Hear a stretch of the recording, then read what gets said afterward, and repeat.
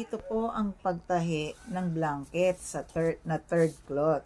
Siyempre, unang-una, maglagay muna ng sinulid sa karayom at lagyan na ng buhol dun sa pinaka dulo.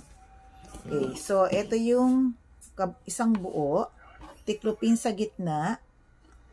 Okay, tiklopin sa gitna ang cloth at maglagay rin ng lupi sa bawat sides na gagamitan ng aspile. Okay, so ganyan muna.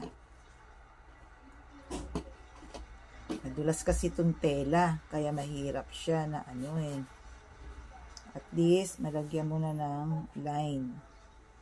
Okay, so isarado siya na pamamagitan ng paglalagay ng aspile sa bawat dulo. Ayan, ganito po. Okay. So, lagyan natin ang aspile. Kailangan siguraduhin natin pantay, ha? Pantay ang paglalagay ng aspile. Hindi.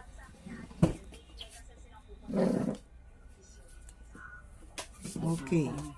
So, unang-una, dito tayo sa pinaka kaliwang side mag-uumpisa. Hindi natin ito todo doon kasi mamaya lulupian pa rin natin to. Okay, kaya dito tayo mag-uumpisa ng pagtusok. Okay, so sa gitna tayo kukuha, ilalagay, tutusok natin sa loob mismo. Okay, tapos hilain. Yan, nasa loob yung pinakabuhol. And then, itusok ulit doon sa pinagtusukan mo. Yan. Then, dahan-dahan lang po ang hila kasi magbubuhol ang ating sinulid. So, ngayon, isusulot mo yung pinakakarayom dito. Yan, parang pinaka-lock niya kasi blanket tayo. Okay. Ngayon, itusok rito. Meron siyang distance siya na parang running pero dapat siguraduhin natin pantay-pantay ang agwat niya. Then, so, ikot. Kailangan nasa gitna siya. Igigitna natin kasi blanket. Ayan. Kung makikita ninyo, nasa loob yung pinakasinulid. Yan. Tapos hila. Pag hinila natin, sabay rin ang banat ng tela para hindi kumulubot. Okay, ulitin ulit. Yan. So, nakatusok ulit doon. Tapos, igitna natin. Sulot natin pinakakarayom sa gitna. Yan. Naka-blanket stitch na siya. Yan, hila. O, ayan, nakikita natin na nasa gilid yung pinaka-tahi. Yan. Ulitin ulit ang proseso.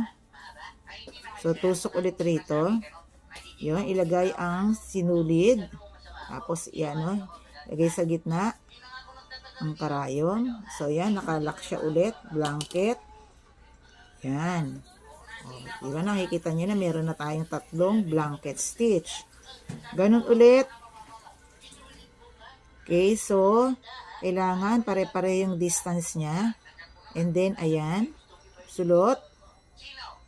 Hanggang sa makarating ka doon sa kabilang dulo. Pagpapatuloy lang natin ang pananahi ng ganitong proseso.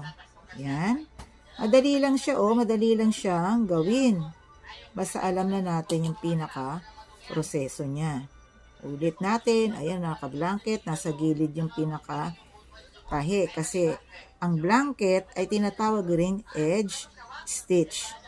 Yan. Yan, hila ulit. Kumbaga, nasa nasa gitna yung pinaka-sinulid. Yan ang blanket na may pagbuhol. Yan, ulit natin. Hanggang sa makarating sa kabilang dulo. Yan. Paikot po ang pagtahi natin. Yan, ulitin natin. Okay. Tapos, sulot ulit sa gitna. Okay, hila. Pag hila rin yung tela. Kailangan hindi siya kulubot. O, tingnan ninyo, pantay-pantay siya. Ulitin ang proseso. Yan, tapos ilagay ulit sa gitna. Yan, o nasa gitna siya, parang pinakalock, buhol. Pag na-reach nyo na, pwede nang tanggalin yung aspile, baka kasi matusok. Okay, tapos hawakan lang yan, kailangan pantay. O, gitna, pasok sa gitna ang karayom, at syempre kasunod na yung sinulid. Yan. Tapos, ganun ulit. Ilalagay sa gitna. Okay. Next. Bibilisan na natin para makarating tayo sa kabila. Blanket ulit. O, gitna. Okay. So, tusok ulit. So, yan. Huwag masyadong malalaki yung hakbang niya, yung distance nila. Make sure na magkakapareho yung distance. Ako, binabadali ko na lang, binibilisan ko para makarating tayo dito sa isang size kung ano yung gagawin. Yan. So, pag ganito na kaikli ang inyong sinulid, dapat ibuhol na. Okay, kasi hindi mo maibubuhol yan kapag maliit na yung sinulid mo. Matatastas rin ang iyong tahi. Okay, so maikli na yung ni Miss. So, pwede na nating i-double lock. Daling ulit doon. Tapos, iikot lang doon sa karayom ng 2 beses. 1, 2, and then hila. O, may lock na yan. Yan. Putulin muna natin. Okay, nasa na yung aking Magsusuot ulit ako ng sinulid sa karayom. Si Miss ay gagamit ng threader kasi malabo na ang mata ni Miss. Hindi ko na maisusulot sa butas. So, yung pinakakarayom ng threader, itusok dito sa pinakabutas ng karayom. And then, yung sinulid ay kasunod na isusulot. Okay, yan. And then, pag nakasulot ka ng kaunti, hilain na. Yan. Tapos, tanggalin ang threader. Tapos, umano ka ng isang dipa na haba. Yan. And then, putol. Okay, next. So, kung hindi ka marunong magbuhol sa daliri, pwede dito sa karayom na tinuro ko na rin. Hawakan yung pinakadulo, ikot. Bitawan ni Miss. 1, 2, 3, 4. Hawakan yung pagkakaikot, hilain pababa. Huwag bibitawan yung pinakasinulid para magkakaroon tayo ng buhol. Okay, ayun na yung buhol. So, tanggalin natin yung sobra doon sa buhol. Putulin ng gunting. And then, balik na tayo ulit. So, ganito pa rin ang proseso. Kailangan sa loob tayo mag-uumpisa ulit. Ayan, sa loob. Okay. O, tusok ulit doon sa pinanggalingan. Ayan. And then, isot. Ganun ulit. Okay, mahaba kasi siya, kaya kailangan alalayan. Okay, yan. O, tusok ulit. O, hindi na pantay yung aking kasi nagmamadali tayo. Tusok. Tapos sa gitna. Parang pag nagbubuhol tayo, naglalak tayo. Yan. Then, tusok pa ulit. Yan. And then, yun. Ulit. Ngayon, kailangan mo kasi lupian rin dito. Tanggalin natin. So, maglagay tayo ng lupi. Isang lupi lang, kagaya ng ginawa natin rito, isa lang. Okay, para malinis. Wala yung mga himulmul ng sinulid dun sa galing sa tela. At saka wala rin himulmul na sinulid mismo sa sinulid natin at karayom. So, lagyan na rin natin ng aspile. Okay. So, hawakan lang. Okay. Kailangan talaga maano yung paghawak mo. So, itusok natin ulit. Pa-blanket ulit. Okay. So, ayan. Tusok. O, natusok na si Miss. Okay. So, ilagay natin ulit sa gitna.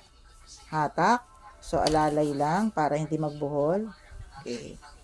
O next, dito malapit na tayo sa magkabilang dulo. Sasarado natin ulit yan sa pamagitan ng paggamit ng blanket. Ganun ulit. Lagay sa gitna. Okay. Hila. O, dito na tayo sa dulo. Okay, tusok ulit. Ayan, tapos ilagay sa gitna. Gitna ulit. Yung karayon. Sinulid. Hila. Tapos dito sa dulo niya, ganun pa rin. Yan. So dito, yan. O, di tapos na tayo rito sa kabilang side. Ngayon, dito na tayo. O, sa kabila na. So, ganun pa rin ang ating proseso. So, tusok dito. Tapos gitna. Hila. Okay. Ayan. O, tapos tusok ulit. Lagay sa gitna. Hila. Hanggang sa makarating dito sa kabilang dulo. Ayan. Tapos pag natapos natin hanggang dito, dito naman, tatanggalin mo yung aspile, tapos lagyan ulit ng lupi, isa lang. Para sa kabuuan niya, pag natapos mo rito yung left and right niya, ito na po ang finished product. Yan. O, nakita niya na, di ba? Ito yung finished product. Ito yung tinatahi natin. Okay. So, ganyan ang mangyayari sa ating third cloth. So, naintindihan ba? Grade 5 students, okay, paalam.